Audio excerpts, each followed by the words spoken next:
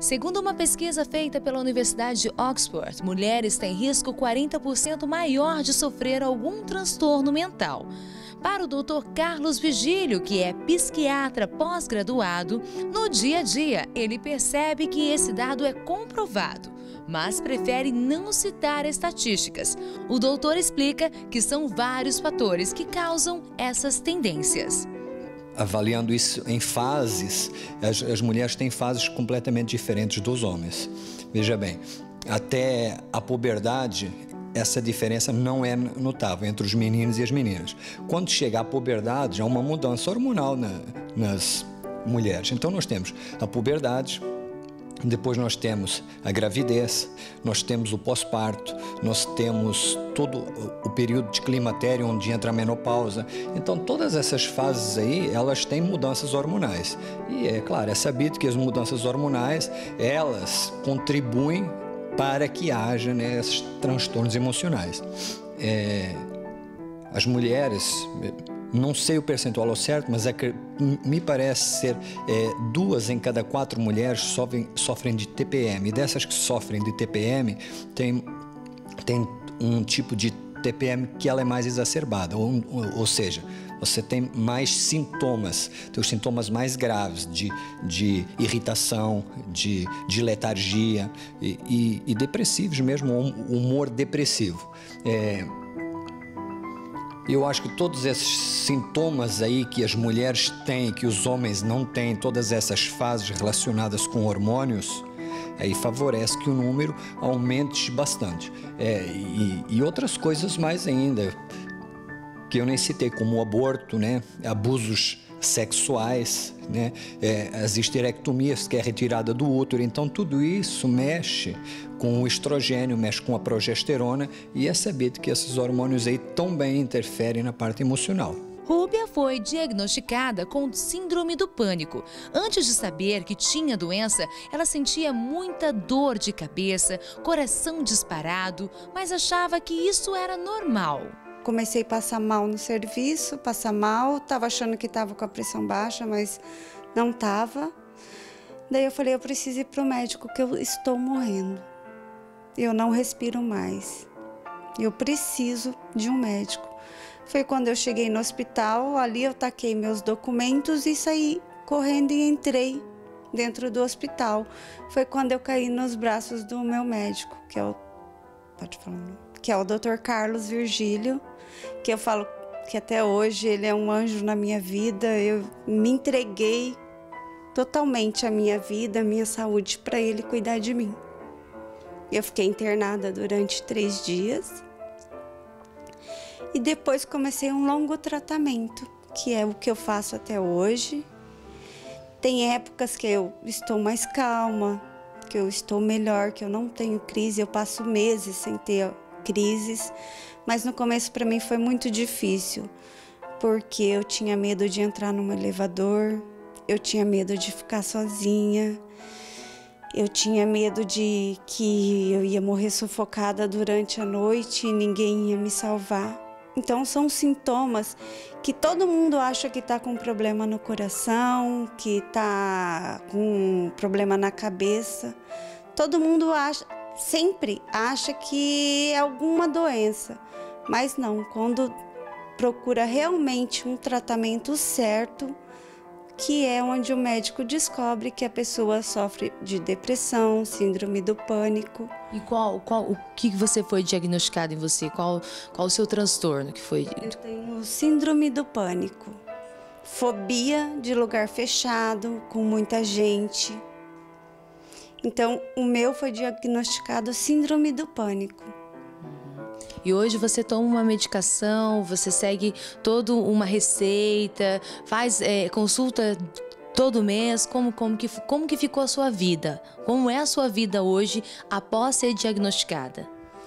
Então, eu tomo remédio diariamente, eu faço meu tratamento certinho, eu vou ao médico 1 vez por mês, depois ele marca o meu retorno. Eu acho que todas as pessoas, principalmente mulher, porque eu leio muito sobre isso, essa é uma doença que atinge 90% das mulheres. É mais as mulheres do que o homem.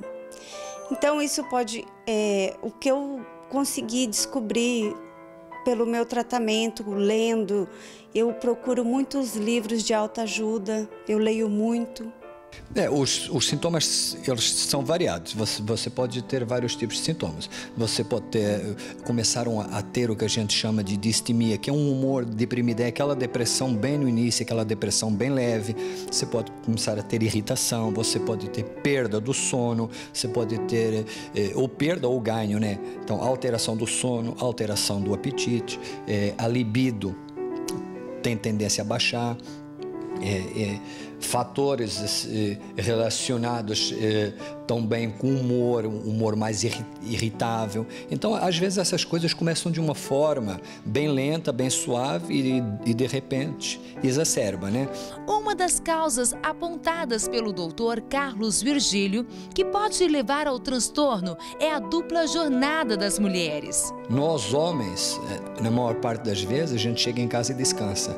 E a grande maioria das mulheres, elas chegam em casa e elas começam uma rotina nova, entendeu? A rotina da dona de casa. O homem chega em casa, deita no sofá. E a mulher, ela tem um filho, ela tem que fazer o jantar, às vezes, ela tem roupa para lavar, ela tem roupa para passar. Então, a mulher, às vezes, ela sai do trabalho dela e entra num outro tipo de trabalho, que é o trabalho de casa. Então, é claro que a mulher vai ficar muito mais cansada e muito mais suscetível a coisas emocionais do que o homem. Em Umuarama, a maioria dos atendimentos clínicos nos consultórios são de mulheres. Mas, segundo o Dr. Sebastião Bianco, que é psiquiatra e diretor clínico do Hospital Santa Cruz, 75% dos pacientes internados são homens. A incidência das doenças mentais graves, tipo transtorno afetivo bipolar, esquizofrenia, ela é igual nos dois sexos, né? No consultório, não, aí já muda completamente de figura, que o número de mulheres é muito maior. Existem estudos mostrando que existe o dobro de mulheres com depressão que os homens, o dobro de mulheres com síndrome de pânico que os homens, 5 mulheres para cada homem com Alzheimer. Então, a incidência das doenças mentais no ambulatório, no dia a dia do consultório, é muito mais de mulheres, né? E tem outra coisa também, o homem é muito resistente a procurar ajuda, a procurar médico, disfarça muito as depressões, as angústias através da bebida, tal. Então, existe uma diferença importante, mas lá no hospital, mais homens que mulheres. No consultório, muito mais mulheres que homens. Uma das dificuldades encontradas por pessoas em crise é a falta de aceitação e preconceito. Rúbia, há 2 anos e meio está em tratamento, mas o que conforta é o apoio de sua família. Olha, graças a Deus eu tenho um marido que pra mim, é tudo. Em todos os momentos, o que eu mais precisei, ele estava do meu lado. Ele está até hoje. Já acordou muitas madrugadas para cuidar de mim, sempre ao meu lado. Nunca, em momento algum, me criticou por nada. Sempre me ajudou. Os meus familiares, a minha mãe, minha sogra, o meu pai, o meu irmão, eles me entendem plenamente no meu serviço. Todo mundo me ajudou muito quando eu precisava correr para ir ao médico, quando eu tivesse alguma crise em horário de trabalho. Então eu sempre tive muito apoio e eu acho que é o mais importante, a sua família está do seu lado, porque se eles te apoiam e estão ao seu lado, você tem mais força para lutar contra isso. Porque se você não tem força, você desanima e nunca consegue sair disso, jamais, porque você precisa realmente lutar contra essa doença, porque senão você não consegue.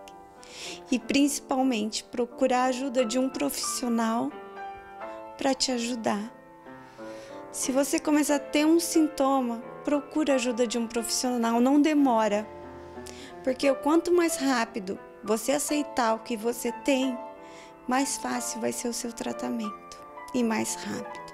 E para prevenir os transtornos mentais é importante você manter uma frequência de atividades físicas, ter um hobby, curtir os amigos e estar sempre de bem com a vida. E claro, quando você não está bem, quando você vê que essas coisas não são o suficiente, aí eu acho que tem que procurar médico, sim, acho que tem que correr atrás, não deixar evoluir até chegar num estágio que às vezes você já precisa de fazer medicações mais fortes até, porque sempre que a gente trata uma coisa no início é sempre mais fácil do que quando você já trata, quando você já está com uma depressão grave ou com um transtorno de ansiedade muito grave, que é precursor de outras coisas mais graves ainda, como o transtorno afetivo bipolar, as esquizofrenias, entendeu? E outros tipos, né, de doenças psiquiátricas.